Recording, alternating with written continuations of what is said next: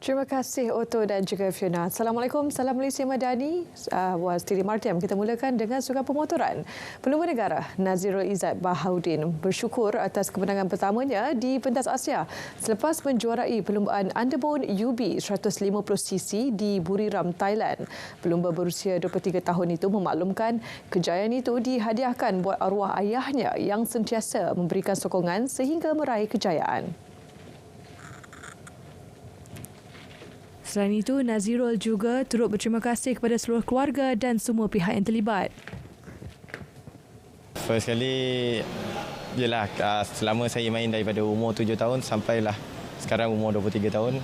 Dan saya nak capaikan satu tahap yang tinggi dan pada tahun lepas saya cuba untuk dapatnya, tapi sebelum start season ayah saya telah meninggal.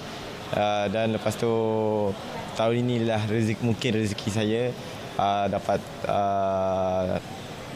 championship di UB 150 and yalah tapi dia dah tak ada. Beliau berkata demikian selepas tiba di lapangan terbang antarabangsa Kuala Lumpur KLIA Sepang. Persekutuan Renang Malaysia MS merancang menambah jurulatih untuk skuad elit dan skuad pelapis terjun kebangsaan. Pengarah teknikal terjun Brian Nixon Lomas berkata ia bagi memastikan sukan itu kekal melahirkan penerjun yang berkualiti. Menurutnya, sesi mengenal pasti jurulatih sudah pun bermula membabitkan tenaga tempatan serta luar negara. Sekarang ni PK ada satu jurulatih saja dekat sini untuk bawa 13 atlet. Jadi kita rasa benda tu urgent. Kita perlu tambah 2 di bahagian PK untuk bantu jurulatih Jianing ni daripada China ni untuk kembangkan PK punya performance lah. Untuk podium kita nak tambah 1 lagi. Tambah beliau, beberapa permohonan diterima akan diperhalusi sebelum memuktamadkan pada Februari tahun depan. Brian juga berharap MSN akan mempertimbangkan cadangan MS untuk mempunyai jurulatih khusus melibatkan acara platform dan papa anjal. Beliau berkata demikian selepas mesyuarat jawatan kuasa kerja JKK Sukan di Majlis Sukan Negara MSN. Kejohanan Sirkuit 2 Kebangsaan Para Renang di Johor Bahru menjadi platform mengenal pasti atlet berpotensi untuk diserap ke program sepenuh masa Majlis Sukan Negara MSN. Setiausaha Persatuan Renang Para Malaysia Jennifer Yong berkata ia sebagai persediaan ke Sukan Belia Para Asia 2025 Uzbekistan dan Sukan Para Asia 2027. Kejohanan melibatkan 140 atlet daripada 11 negeri menampilkan 2 kategori baharu iaitu kategori masalah penglihatan dan kategori masalah pembelajaran. Kejohanan pada kali ini pun sangat special sebab kita akan menggunakan pegawai teknikal sukan para untuk bertugas. This is also the first time. So esok kita akan menganjurkan khusus kepegawaian di Johor juga, dan selepas khusus itu peserta khusus akan bertugas di kejohanan ini.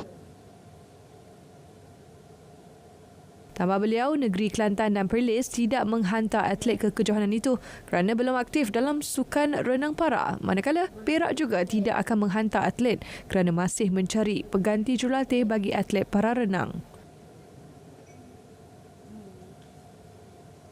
Persatuan Raket Squash Malaysia SRAM telah meluluskan sebanyak 45 kejohanan di dalam dan luar negara pada tahun hadapan. Pengarah Kejurutihan SRAM, Major B. Esman yang berkata ia adalah sebahagian daripada persiapan menjelang Sukan Olimpik 2028 di Los Angeles. Menurutnya, seramai 8 orang pemain lelaki dan 8 pemain wanita dipilih untuk menyertai program podium tahun depan. And then they have approved up to 45 tournaments next year for both the podium and pelapis programs, mainly podium program. And out of the 45, we can choose number of tournaments per player, up to 10 to 12 tournaments per player per year. And this would be our preparation in the long term for Asian Games, Commonwealth Games and eventually LA 28. Beliau berkata demikian selepas mesyuarat jawatankuasa sukan di Majlis Sukan Negara MSN di Bukit Jalil. Dalam pada itu, beliau turut mengumumkan antara pemain lelaki terlibat ialah Eng Ian Yao, Muhammad Syafiq Kamal dan Adin Idraki. Manakala pemain wanita terdiri daripada Siva Sanggari, Rachel Arnold serta adik-beradik Aifa dan Aira Azman. Ini pula cerita mengenai hoki Piala Dunia Remaja Lelaki 2023. Kemenangan besar diraih Malaysia ke atas Chile 7-1 pada aksi pembukaan malam tadi nyata melegakan Ketua Jurulatih Skuad Remaja Kebangsaan Muhammad Amin Rahim. Bagaimanapun beliau akui pemainnya tidak boleh lama dibuai mimpi indah, sebaliknya perlu kekal fokus bagi menghadapi aksi penting bertemu juara bertahan Argentina. Kemenangan ke atas pasukan itu akan menawarkan tiket awal ke suku akhir. So kita tak boleh orang cakap leka walaupun sesaat ketika beraksi dengan Argentina. Kita tahu Argentina is satu pasukan Amerika Latin yang ada skill individu yang sangat tinggi. Dari segi struktur pun agak berbeza dengan pasukan-pasukan yang ada dalam hoki dunia ni. So saya rasa kita kena buat homework. Terdahulu, Argentina melakar kemenangan tipis 1-0 ke atas Australia pada aksi pertama mereka yang turut berlangsung semalam. Sekian Stadium RTM, H-Click dan Berita Perdana dari Sungai ke Segara, Palestin Pasti Merdeka. Saya Fahazim, Malaysia Madani, tingkat perpaduan penuhi harapan.